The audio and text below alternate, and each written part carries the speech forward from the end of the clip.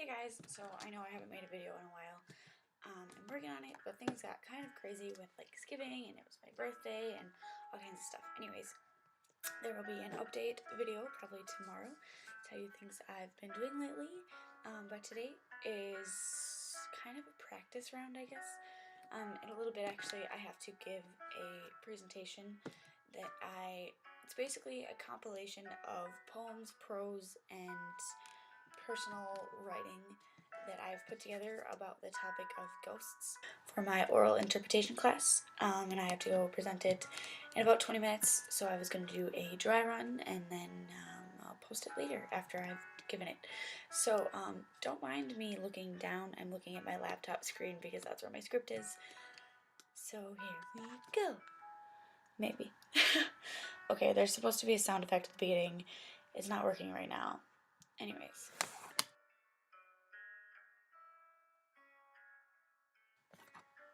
There's that creaking noise again. What is it? Where is it coming from? And suddenly, there's a draft. From the window? Or somewhere else entirely? Some say the dead walk among us. Others refuse to believe it. What's your take on it? Are our lost friends, family, and loved ones still here, trapped? Do you ever wonder about the haunted buildings or people? Are they simply crazy, or are they the only ones who know the truth? Ghosts. So apparently when I was recording this, it cut out for a little bit. What it's supposed to say in this weird part where it cuts out is, so many fear them, but no one alive knows for sure. Enjoy the rest. What's their purpose? What do they really do? Why do they haunt? Do they even exist? Some think death is only the beginning. Who's to say when things such as life start and end? What if death is really all there is? If not for flesh's pretty paint, we're just a bunch of skeletons working hard to deny the fact of bones. Teeth remind me that we die. That's why I never smile, except when looking at a picture of a ghost captured by a camera lens in a book about the paranormal. When someone takes a picture of a spirit, it gives me hope. I admire the ones who refuse to go away. Lovers scorned and criminals burned. I love the dead little girl who plays in her yard, a spectral game of hide and seek. It's the fact they don't know they're dead that appeals to me most. Like a man once said to me, "Do you ever feel like you're a ghost?" "Sure," I answered, "every day." He laughed at that and disappeared. All I could think was, he beat me to it. Death is peaceful, quiet, much easier than living. There are places where the dead have been known to roam. They can be some of the most tranquil places on earth.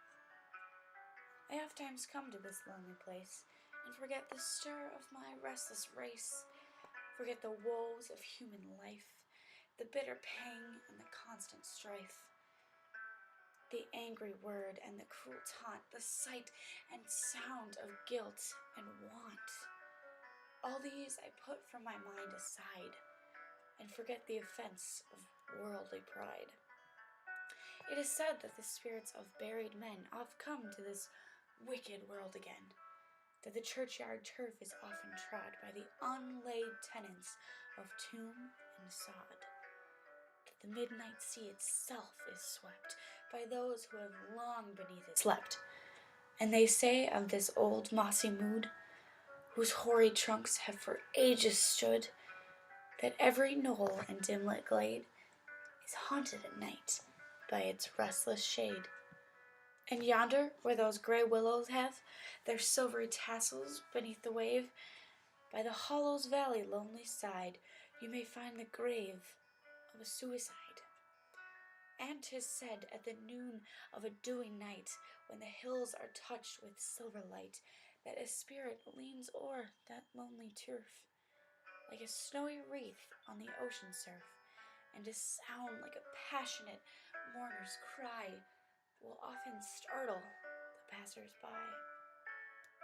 But death mustn't always be sad and dreadful. Haunting does have its perks, like playing tricks on the living. Someone's been shifting my furniture, barging the armchairs and knocking the living nightlights out of them. I turn my back sleeping, and suddenly the tables are turned, switches jiggle, and books go openly on a rampage spree. My downstairs becomes the space for some playing dangerous games, follies, a cracker barrel of antics. The kitchen's in on it. Knives are out, a welter of recipes tugs at the lip of the cupboards. I sleep in the raw underwear coot, jumping from biting on bullets, hands skating the sheets repeatedly. Come down in the morning, ready to exercise and read riot acts and stamp on the habit of frenzy. It's calm as carpet. The high jump, the fireworks, the madcap caramba have all been returned to their boxes.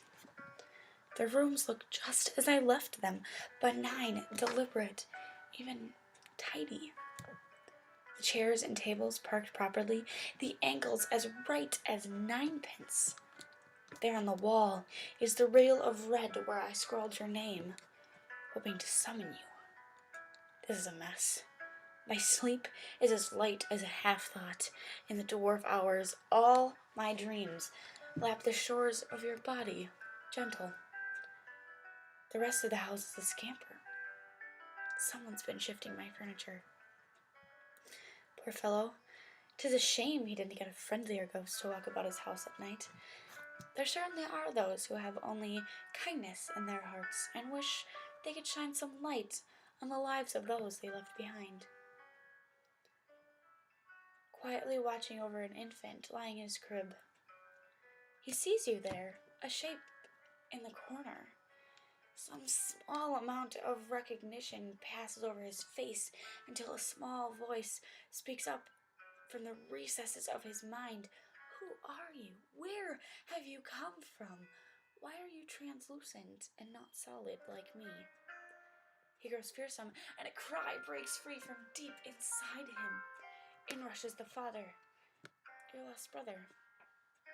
He doesn't understand. If only he knew you were simply watching over your nephew, whom you barely got to meet, before death tore you away from those you loved too soon. Your only wish is to reach out and brush the young face wet with tears and hold the shoulder of your confused, distraught brother. Perhaps it's time to go. You wish no harm on this small family. The time will come when all will make sense to the young boy and his parents. Until then, you'll watch from afar, helping how you can, and blessing this small family with your spiritual grace. If only there were a way to really communicate, then we could know what's coming and why it's happening and what's really going on. Can you hear me? Are you near me? Can we pretend to leave and then we'll meet again when both our cars collide?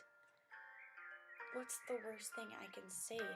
Things are better if I stay, and if you carry on this way. Things are better if I stay. So long, and good night. So long, and good night. But is it that simple? What if it's like a whole other world on the other side? Maybe we've got it wrong. Maybe we're the odd ones living our limited lives for such a short amount of time. But who can know? I'm such a quiet little ghost, demure and inoffensive. The other spirits say I'm most absurdly apprehensive. Through all the merry hours of night, I'm uniformly cheerful. I love the dark, but in the light, I own I'm rather fearful. Each dawn, I cower in bed, in every brightness seeing that weird, uncanny form of dread, an awful human being. Of course, I'm told they can't exist, that nature would not let them, but Willie Spook, the humanist, declares that he has met them. He says they do not glide like us, but walk in eerie paces. They're solid, not diaphanous, with arms and legs and faces. And some are beggars, some are kings, some have and some are wanting. They squander time in doing things instead of simply haunting. They talk of art, the horrid crew, and things they call ambitions. Oh yes, I know as well as you. They're only superstitions. But should the dreadful day arrive, when standing up I see one, I'm sure 'twill stare me quite alive, and then, oh, then I'll be one. Fear is a powerful thing, even death. Maybe that's why we fear dying so. The unknown is coming for us all, in our own ways and times. Tick, tock, eek, and see. I hope you guys enjoyed that. That's just me being weird and taking my class way too seriously. So I'm gonna go before I'm late for class. Bye, John. Bye, Jim. Toodles!